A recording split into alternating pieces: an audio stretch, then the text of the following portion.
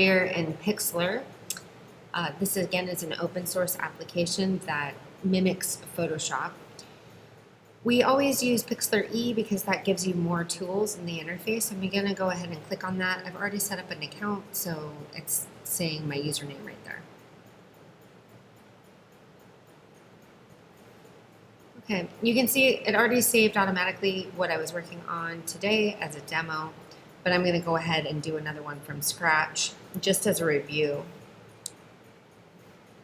So I'm going to create new, just do full HD. That would be good for web and also for printing. I'm going to name it Sphere Practice 2. Remember, always lowercase and underscore. Create.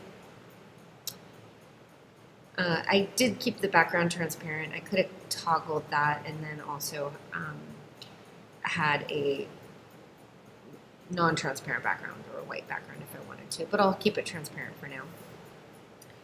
So I'm going to go over to layer and I'm going to click on the ellipsis here, rename it background.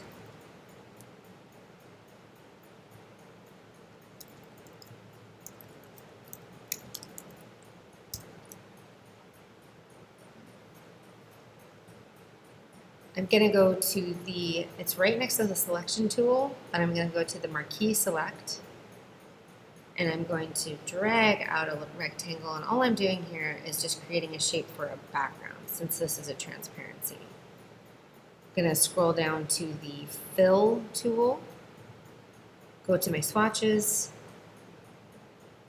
pull it all the way up to white, and click, and that will fill that shape. I can go to select and do on the keyboard Control D, or from the menu deselect. So you see the shortcuts are always listed next to the command, if there's a shortcut that exists. I'm going to go over here and press the plus symbol, add an empty layer, so no photo or no text. Click on the ellipses, name that sphere.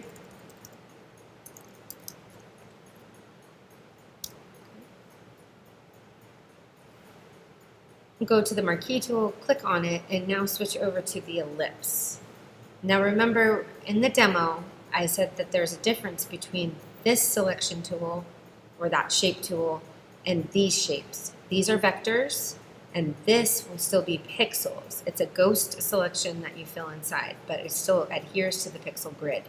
You can use that, but if you were going to add photos or a collage or anything like that, or just paint over it, you'd have to rasterize it at some point. So this is a little bit different than this. And we might use it at a later date. I'm going to go ahead. This is also where I draw out the selection. So I can even draw behind or draw from, that sort of thing, or add to. So there's some commands there. They're in the shape commands as well. Okay. So I'm going to go ahead and pull out a big circle. If I want to move it, I can go to the selection and move it to a different location. It has nothing inside, so it's not going to do anything to the background or anything on that layer. And then I'm going to go back down to the fill, and I'm going to look for a mid value, or I can even just switch my colors because that's kind of a mid. Pull it up. You can see it's logging the values or colors that I've already used. So I can always go back to here too. That's kind of a mid. I, again, did a demo, so I have some values logged in. I'm going to press OK, and then I'm going to tap inside of the sphere, and that's a middle value. Now I'm not going to deselect. I'm going to keep it selected while I paint inside. So that's going to allow me some, if I have to reselect after, that can get a little bit complicated. So I'm just going to leave it with the marching ants around it and then paint inside. Another reason to use the marquee selection and not the shapes. So I'm going to look at my brushes. I want a very soft brush, kind of a small, medium size, or you can pick from here. I can pick the 200 brush from here. With the opacity, I'm going to keep it a little low because that will help me blend it. Okay, and then again, it's a soft brush. I'm going to go click on that swatch, darken, press OK, and now I'm going to start shading in the sphere. I'm using a stylus right now. You could use a mouse. It's a pretty easy thing to do with a mouse. I'm going to go ahead and just kind of incrementally go up with my values and kind of blend. I'm going to use the same brush, but I'm just going to kind of blend as I go. Again, I'm using a pretty transparent, soft brush, so it has this smoky effect. Okay. Go back down so I can get behind. And we're going to then, I'm going to show you where the light source is. So wherever the light's hitting, I want it to be super light. So taking something that is a two-dimensional object and giving it the illusion of being 3D.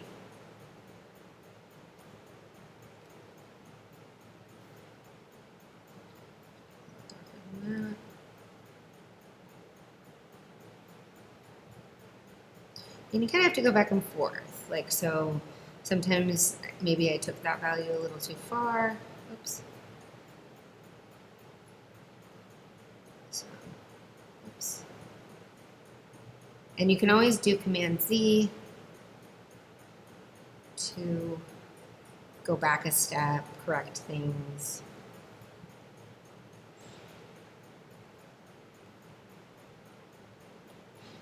So if there's a brush stroke you don't like.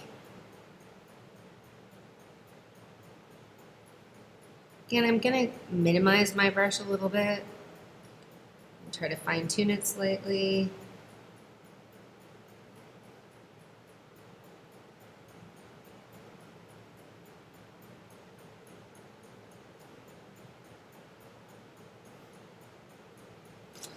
I'm going to Command Z. I don't really like that. Too dramatic. And now I'm going to go to the bottom and even make it darker. And again, take the brush down.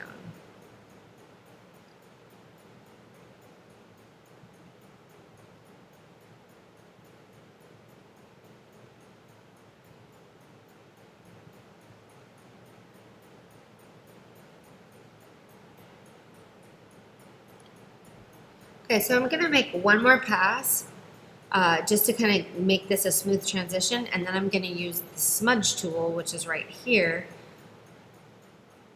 which will actually blend it all together. Sorry, I keep doing that.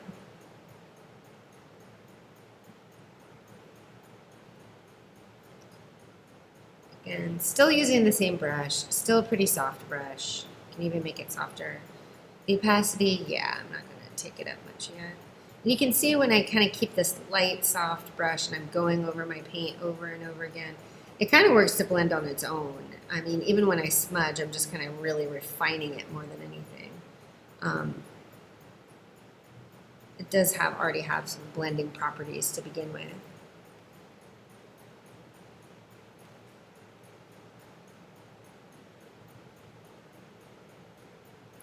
I'm going to keep this slow, a regular video. I'm not going to time lapse it because sometimes that can get a little bit confusing. So you'll watch it in real time.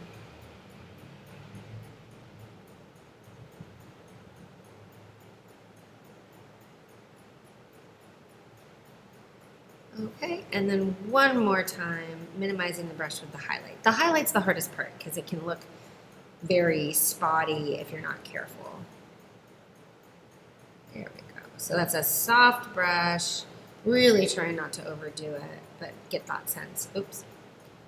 Give it Command Z. But there you go. You see the light's going to hit there, kind of radiating out. And now it's ready for the Smudge Tool. I think I have naturally enough grading, blending. That one too, I want to smudge, not blur. You can sharpen it too if you like, but I'm going to bring up the size. I'm also going to make it a soft brush as well. Okay. And Now I'm just going to go ahead and just kind of work out the kinks.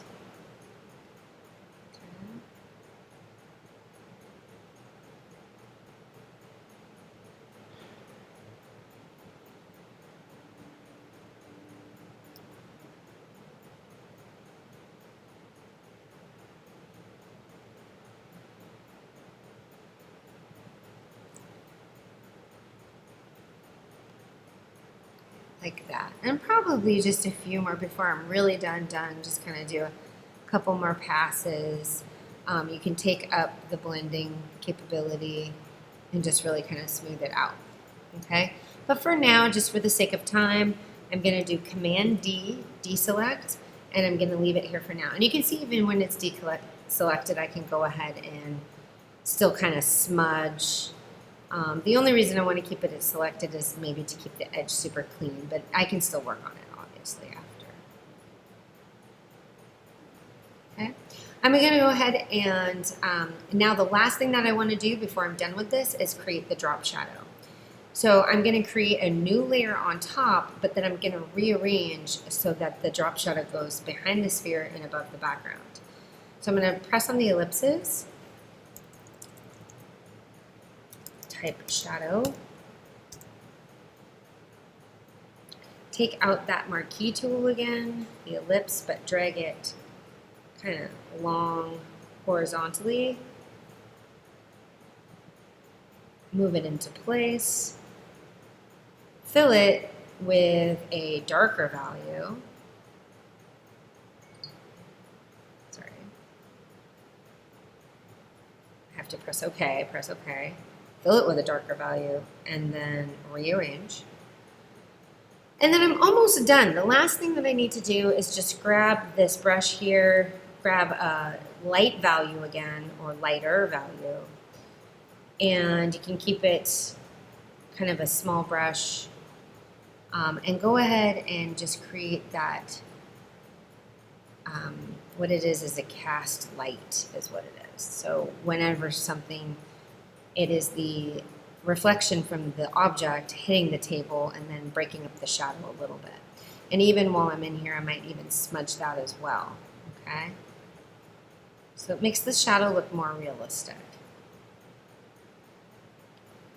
Okay? And then Command D for deselect.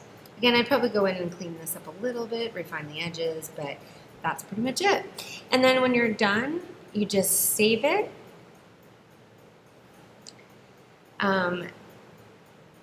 As a JPEG, you can go ahead and download it. As you can see, it's already saving in the cloud, and then go ahead and put it in your Google Drive. And that is the sphere.